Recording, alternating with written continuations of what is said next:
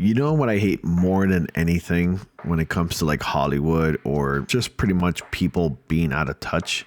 Well, that's pretty much old CEOs of any company just being completely out of touch with reality. And the reason why I'm talking about this is because Sony's CEO admits that Kraven the Hunter was studio's worst Marvel launch, but blames the critics who crucified Madam Web for flop. First off, you gotta know, if you've been following me or anybody who talks about Marvel movies in general, then you would know at least that those channels have talked about how horrible Madam Web was, that to the point that it's even gotten memes on it. And the fact that Madam Web's on Netflix and people are watching it, well, they're watching it just to get a laugh at it. And these people, like we're talking about, like these old freaking saggy bald CEOs, they're way out of touch when it comes to this, and they just don't understand it.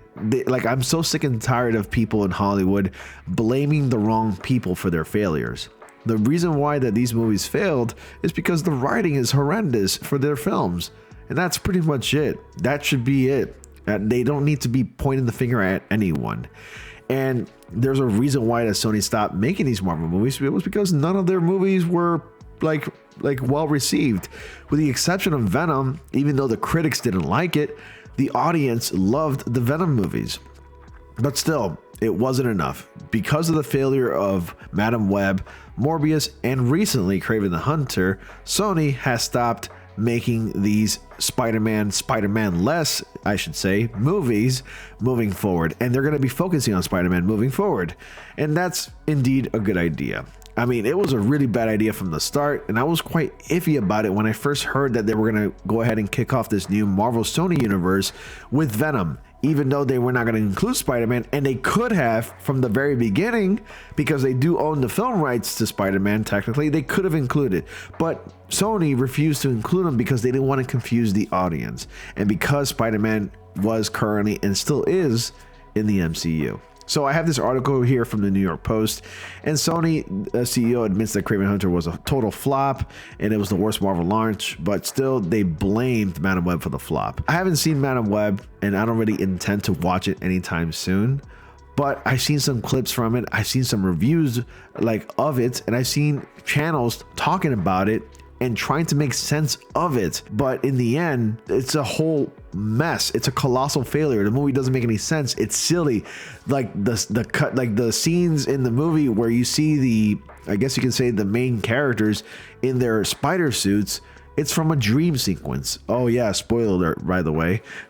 Still though, it's ridiculous. Sony Pictures CEO Tony Vincicara has shared his thoughts on Kraven the Hunter and Madam Web box office, bombing at the box office. So Vincicara, 70 years old. It's exactly what I'm talking about. Old guys who don't know exactly what they're talking about, who are way out of touch with reality.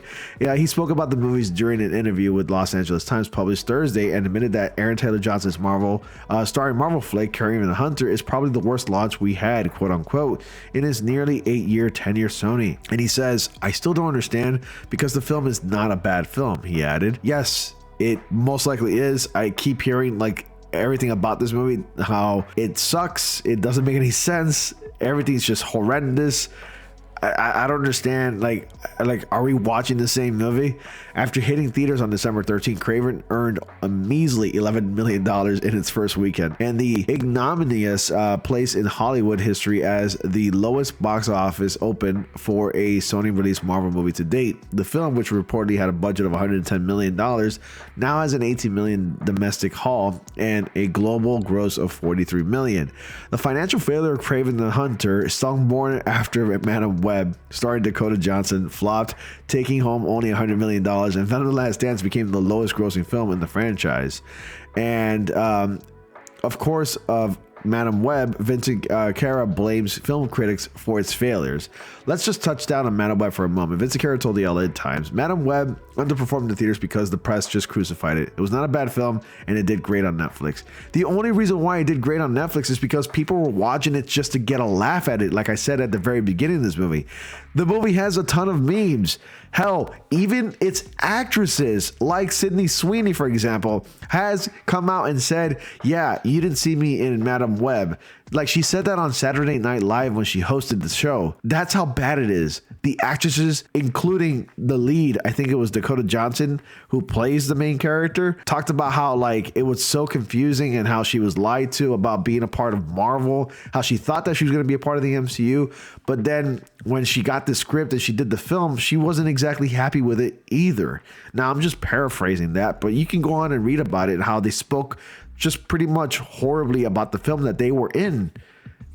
At least they were able to admit that, you know, and acknowledge how terrible the movie was. And for some reason, the press decided that they didn't want to make us making these films out of Craven and Madame Web, and the critics just destroyed them. They also did it with Venom, but the audience loved Venom and made Venom as a massive hit. Okay, I can actually argue and say that the only reason why Venom was a massive hit is because Venom is the only character that comes as close as to resembling Spider-Man in some ways, and they're similar to one another. Honestly, I didn't think it was a great idea to make a Venom movie in the first place without Spider-Man, because without Spider-Man, you can't have a Venom character or a Venom movie. Honestly, I think Venom should appear first in a Spider-Man movie. Then if he lives to tell the tale after they've had their battles, then go ahead and have him have his own like spin-off film. That's how it'll make more sense. It'll be better. Have him established in a Spider-Man film, then let him off to go do his own thing in his own movies.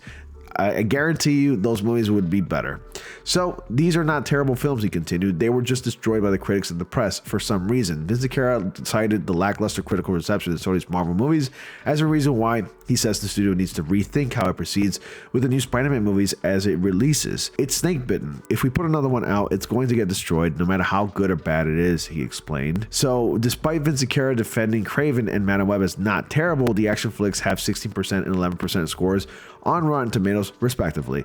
In addition to Craven and Madame Web, Sony suffered bad reviews and bad box office receipts with another recent Marvel release, 2022's Morbius, starring Jared Leto. Sources at Sony told Variety earlier this month that Craven, Madame Web, and Morbius, all three Spider-Man villain spin-offs, were creative and critical duds. They also insisted Morbius turned a profit with its $167.4 million gross. The Insider added that the studio has to be more discerning about making a standalone film for any other Spidey villains if they even make more of those movies in the first place. Despite its recent failures, Sony is hard at work with Disney Marvel Studios on fourth Spider-Man installment starring Tom Holland. Now, you gotta admit, like, Sony needs to admit this first off. It cannot be any more clear. It's clearly apparent the only reason why they made these Spider-Man-less Spider villain movies is because they're just trying to hold on to the Spider-Man film rights. And that is all. Which is why any viewer that watches this movie, you feel like, man, I feel like just Sony threw this off just to hold on to the rights to the Spider-Man film. It feels like no care was put into any of these movies, and that's it. They just want to hold on to the Spider-Man rights because they know that Spider-Man is a total cash cow, and they're milking it with every chance that they got. Honestly, I think it's going to get to the point where they're not able to make another Spider-Man movie anytime soon, and they're going to have to give up the rights, and they're going to give the rights back to Marvel. I think that's going to come to that eventually. I don't know about you guys, but that's what it's looking like, at least to me. But you let me know down below. Let me know your thoughts. What do you think about this? And also, shame on this CEO, this old CEO, saying that like they're blaming the critics. Now, I'm not a fan of any critics of whatsoever. Like, usually I don't really care much about the critics, but I think we're gonna have to defend the critics on this one, because when you're in this business, in the movie business, I think it's a complete cardinal sin to point the finger and blame anybody for your shitty movie. That's just how it is. But anyway, you let me know your thoughts down below. Comment down, like, comment, subscribe, click on the bell notifications so y'all don't miss anything. And as always, I'll see you all in the next comic panel.